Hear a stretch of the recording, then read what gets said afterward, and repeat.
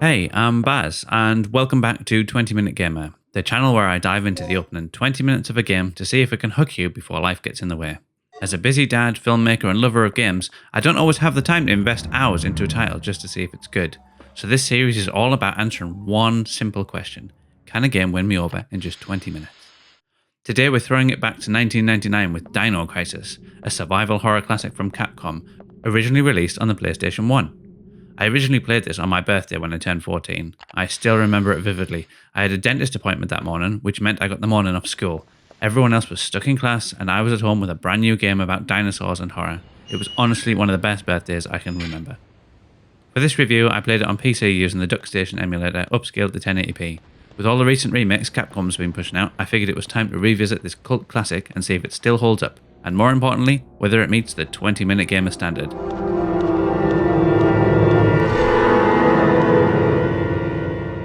You start the game just outside a high-security research facility on a mysterious island. Your mission? Tracking down a missing scientist. That's about all you get up front, and while it's not exactly spoon-fed, the intrigue builds quickly.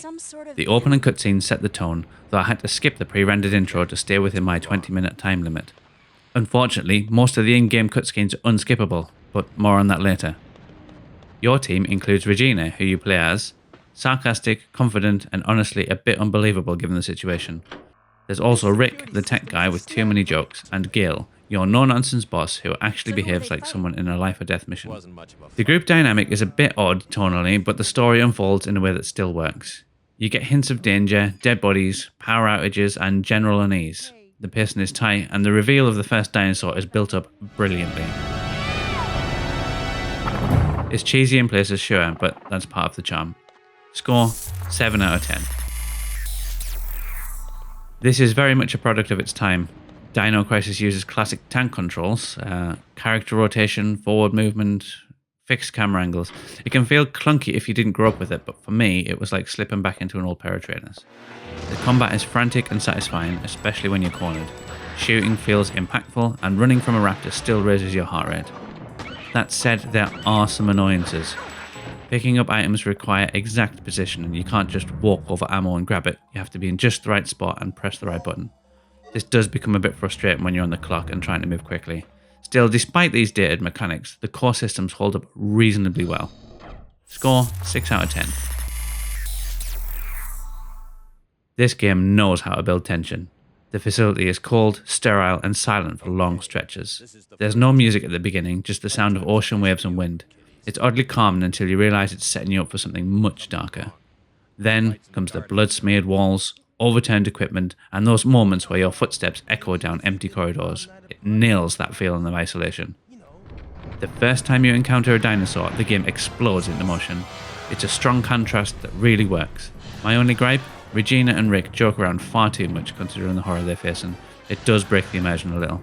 But overall, the game does a stellar job of building suspense and keeping you on the edge. Score: 8 out of 10. The sound design here is exceptional for the era. There's a real confidence in its use of silence. No constant back and track, just ambient noise. When the music does kick in, it's dramatic, tense, and fits the moment perfectly. One of the standout pieces for me is the Secure Area theme, a calm, soothing track that signals you're safe. It gives you a moment to breathe, which in a horror game is always appreciated.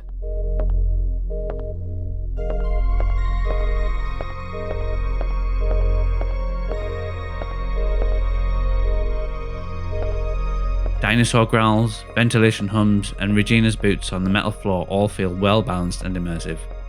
The voice acting is hit and miss, but surprisingly decent by late 90s standards. For me, sound design is one of the most powerful aspects of this game, and I think even new players would appreciate its restraint and impact. Score: 9 out of 10. Okay, so visually it's a bit of a mixed bag. On one hand, the blocky character models and blurry textures scream 1999. On the other, the camera work, lighting, and environment still do impress. There's a cinematic quality to the way the scenes are framed. Playing on Duckstation with 1080p upscaling helped a lot. It cleaned up many of the rough edges and gave everything a sharper, more modern look. Some new players might find it too dated, but there's a definite retro charm to the visuals. The design of the facility, the layout of the rooms, the brief flashes of dinosaurs all feel deliberate and effective. It's a reminder that visual storytelling doesn't always require realism. Score, 7 out of 10. Right, now this is where Dino Crisis really finds its footing. Once the cutscenes are out of the way, and yes, they do eat up a chunk of your precious 20 minutes, the game throws you into tense exploration of the facility. You're tasked with finding keycards, restoring power, and navigating the facility, all while under threat from roaming dinosaurs. There's a great mix of exploration, puzzle solving, and high stakes moments. You get chased, you fight, and you investigate. And unlike Resident Evil 2, once you've gone through a door, the dinosaurs can keep on pursuing you, which is excellent, and it was really unexpected back in 1999.